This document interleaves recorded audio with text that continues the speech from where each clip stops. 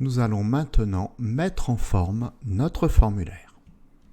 Allez, donc on va mettre en forme notre formulaire, histoire que ce soit plus joli. Donc on va aller dans notre dossier CSS, on l'avait déclaré. Ici c'est message.css. Par contre, je sais qu'il n'est pas importé, donc on va aller tout de suite dans le fichier index.css et on va l'importer. Donc on va faire notre règle d'importation pour importer le fichier message.css.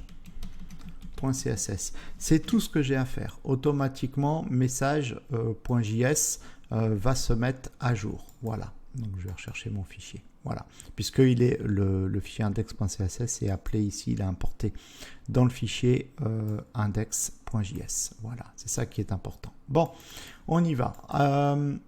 On va s'occuper déjà des boîtes div. D'ailleurs, je vais laisser, excusez-moi, je vais laisser lui sous les yeux. Voilà, je vais faire comme ça.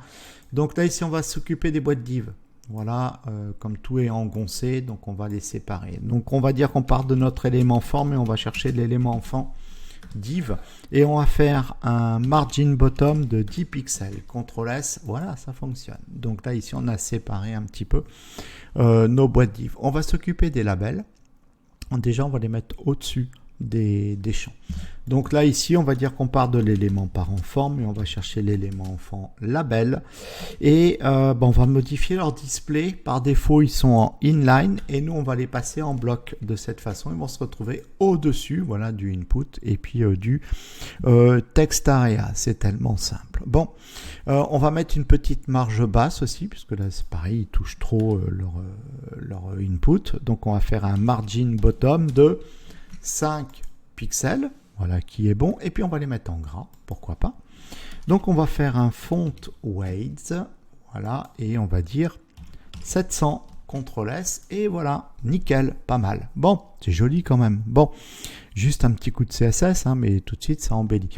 On va s'occuper des inputs et du text area. Donc on va dire qu'on part de l'élément parent forme, on va chercher l'élément enfant input, on va partir de l'élément forme, on va chercher l'élément enfant text area. Ok, et pour ces deux-là, on va donner les mêmes propriétés CSS, à savoir déjà un width de 100%. C'est-à-dire qu'en fait, on va dire, on voudrait que tu occupes 100% de l'espace qui t'est alloué, impeccable. Et on va faire un truc plus moderne. On va mettre un padding à l'intérieur. On va faire un padding et on va dire par exemple 9 pixels. Voilà. Alors là, par contre, il y a une conséquence. Qu'est-ce qui se passe? Il se passe que nos inputs et puis notre text area, on a dit ils font 100% de l'espace qui leur est alloué, d'accord? Mais on leur a rajouté un padding de 9. Donc là, ici, il y a 9 pixels. 9 pixels, donc en fait il y a 100% plus 18 pixels, donc du coup on ressort complètement du conteneur. Alors comment est-ce qu'on peut faire pour régler ça? Bien, on a une propriété qui s'appelle box sizing et on lui donne la valeur border box. De cette façon, CTRL S, on a réglé notre problème. Qu'est-ce qui se passe? Il se passe que nos champs input, notre text area, font bien 100% de l'espace qui leur est alloué, mais padding compris. Donc comme ça, on est tranquille. Bien. Qu'est-ce qu'on pourrait faire? On va faire, pourquoi pas, tiens, un petit border radius. On va arrondir les bords. Border radius. Et on va les arrondir de 5 pixels. Voilà, comme ça, c'est sympa. On va modifier aussi la bordure. Donc, on va aller chercher la propriété border. Alors ici, on va dire 1 pixel.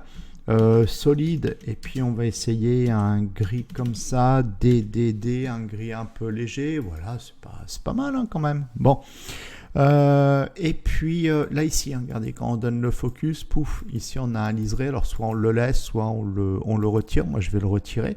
Donc pour le retirer, il faut aller chercher la propriété outline et donner la valeur none. Pouf, je ne veux pas de bordure lorsque je donne le focus aux différents champs de formulaire. Donc c'est vrai aussi pour le input. Impeccable. Bon, on va s'occuper du button ici, qui est ici. Donc là, ici, on va aller chercher l'élément parent forme, puis aller chercher l'élément enfant button. Ok.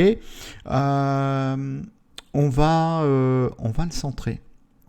On va le centrer. Alors pour pouvoir le centrer, On aurait pu aller chercher la propriété margin et lui dire auto, voilà, CTRL S, mais ça fonctionne pas. Pourquoi ça fonctionne pas? Parce que le button par défaut il est inline. Donc on va modifier son display et on va lui dire tu seras en display block. Et cette fois le margin auto va fonctionner. Voilà, pas grand chose, hein. Petite astuce sympa. On va modifier sa couleur de fond. Allez, on va faire un background color, on va aller chercher une couleur moderne. C'est du 007B FF. Voilà, c'est ça. CTRL S. Voilà, un joli bleu. Alors par contre, le bouton là, il est pas beau. Hein. Il est pas beau. Pourquoi? Parce que j'ai la bordure là qui apparaît, donc c'est vraiment très moche. Donc là, on va la virer tout de suite. On va dire border none. On veut pas de bordure. Voilà, là, déjà, c'est un petit peu mieux. On va mettre un padding aussi, hein, pour que enfin, un truc moderne, quoi, que ça respire. Alors, on va dire 10 pixels en haut et en bas et 20 pixels sur les côtés. Voilà, ça fait déjà quelque chose de plus sympa. On va modifier peut-être la couleur aussi du texte, color, et puis on va la passer en blanc. Allez, on va mettre ça en blanc, voilà, que ça ressorte, voilà, ça ressort pas mal. On va arrondir les bords aussi, pareil, on va faire pas un curseur pointeur, un border radius, et on va dire 5 pixels, voilà. Alors je pensais justement au curseur pointeur, voilà, on va modifier le pointeur de la souris quand il passe sur le bouton, c'est toujours plus sympa, donc curseur, et on va dire pointeur, voilà, comme ça l'utilisateur sait que voilà, c'est cliquable, même si il s'en doute, mais c'est quand même beaucoup plus intéressant. Bon, on va peut-être écrire un peu plus gros. On se rappelle, on avait mis 0,9 pixels, 0,9 rem, pardon. Donc là, ici, on va écrire un tout petit peu plus gros, on va dire 1 rem. 1 rem, CTRL S, voilà, comme ça le bouton il est un petit peu plus gros, voilà, puis on va peut-être même faire du gras. Allez, font weights, et on va mettre aussi 700. CTRL S, voilà, parfait. Qu'est-ce qu'on va pouvoir faire également? Un petit peu d'interactivité. Quand le pointeur de la souris passe sur le bouton, on change la couleur. Allez, c'est pas compliqué, hein, c'est simple, mais c'est efficace. Donc on va aller chercher notre élément button, qui est enfant de l'élément forme, et à cet élément button, on lui applique la pseudo-classe over. Lorsque le pointeur de la souris passe sur le bouton, qu'est-ce qui se passe? Background color. On modifie la couleur. En quelle couleur? Eh ben, qu'est-ce qu'on va faire? 0, 0, 5, 6. Alors, j'écris tellement mal, moi. B3, c'est ça? Yes. Ok. C'est furtif, hein, mais voilà. C'est sympa. Et une petite transition. Tiens, on va dire que pour faire ce changement de couleur, tu vas mettre 0,5 secondes. Hop là, si tu veux bien. Voilà, nickel. Ben, ça y est, c'est fait. Donc vous avez vu, entre le début de cette vidéo et la fin de cette vidéo, ben voilà, on a un formulaire qui tient la route. Un formulaire qui est quand même beaucoup plus agréable pour les utilisateurs.